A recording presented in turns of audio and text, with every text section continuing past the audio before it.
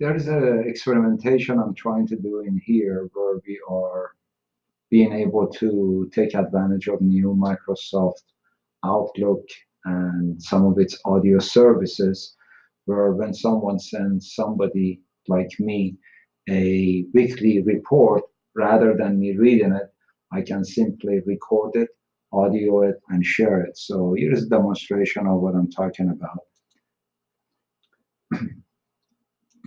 It's been an eventful week in tech.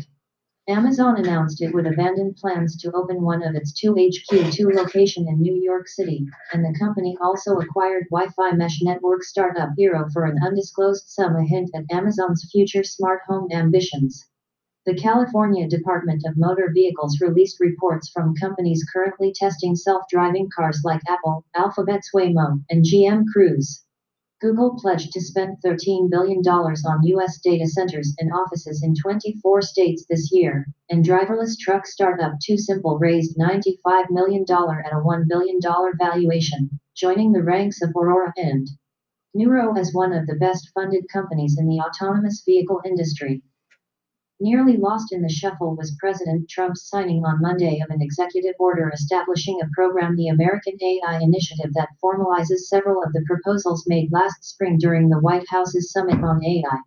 Specifically, it tasks federal agencies with devoting more resources to AI research, training, and promotion, and instructs the White House Office of Science and Technology Policy, OSTP, the National Institute of Standards and Technology, NIST, and other departments to draft standards guiding the development of reliable, robust, trustworthy, secure, portable, and interoperable AI systems, and create AI fellowships and apprenticeships.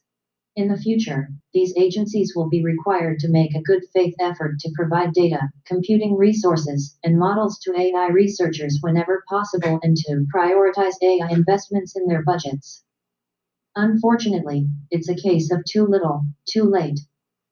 The U.S. joins 18 other countries that have launched national AI guidelines and policies: Australia, Canada, China, Denmark, Finland, France, Germany, India, Japan, Kenya, Malaysia, Mexico, New Zealand, Poland, Russia, Singapore, South Korea, Sweden, Taiwan, Tunisia, the United Arab Emirates, and the UK. Most have already And as you can see, there are African countries or Southeast Asian countries and so forth that some have taken initiative and some haven't. So stripped or come close to outstripping the U.S. with respect to the amount of funding they've set aside for AI research. Canada's Pan-Canadian Artificial Intelligence Strategy, for instance, is a 5-year $94 million, CAD $125 million, plan to invest in AI research and talent, complementing the government's investments of nearly $173 million, CAD $230 million, and $45 million, CAD $230 million, in Scale.ai, a business-led consortium that expects to create close to 16,000 jobs. The EU Commission, for its part, has committed to increasing investment in AI from $565 million, 500 million euros, in 2017 to $1.69 billion, 1.5 billion euros, by the end of 2020. France recently took the wraps off a $1.69 billion, 1.5 billion euros, initiative aimed at transforming the country into a global leader in AI research and training. And South Korea last spring unveiled a multi-year, $1.95 billion, KRW 2.2 trillion, effort to strengthen its R&D in AI, with the goal of establishing 6 AI-focused graduate schools by 2022 and training 5,000 AI specialists. China's AI plan is perhaps the most ambitious. In 2 policy documents, a next-generation artificial intelligence development plan and 3-year action plan to promote the development of new-generation artificial intelligence industry, the Chinese government laid out its roadmap for cultivating an AI industry worth roughly $147 billion by 2030.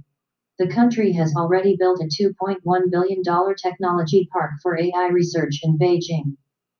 Money isn't the be-all end-all in AI policy. Of course, ethics matter, as evidenced by Amazon, Microsoft, and Google calling for guidelines governing the use and development of such AI technologies as facial recognition. All three companies are members of the Partnership for AI, an industry consortium that includes groups sometimes opposed to AI products like Amnesty International and the American Civil Liberties Union.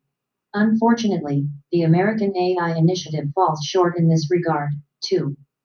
I'm skeptical that the passing mention of these protections will result in any serious efforts to build in appropriate legal, ethical, and policy safeguards to ensure that AI systems are deployed responsibly. Professor Kate Crawford, co-director and co-founder of the AI Now Institute at New York University, told IEEE Spectrum this week.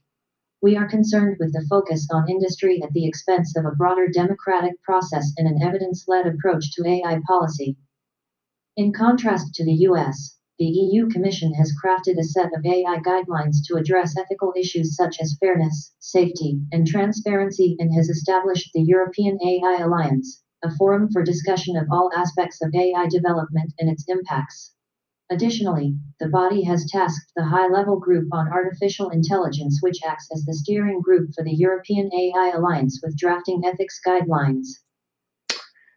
The example that I'm showing you right now is because of several reasons. A, lengthy documents or reports these days with increasing productivity, being able not to spend a lot of time on reading text, but observing it via audio and so forth can be accommodated. You can create podcast presentations and so forth. So this is an example of how we are now showing you and demonstrating that as AI is becoming more powerful, and here is an example of a text converted to speech and presented to you in this format. Thank you for watching. Stay tuned for additional innovative ideas. Okay.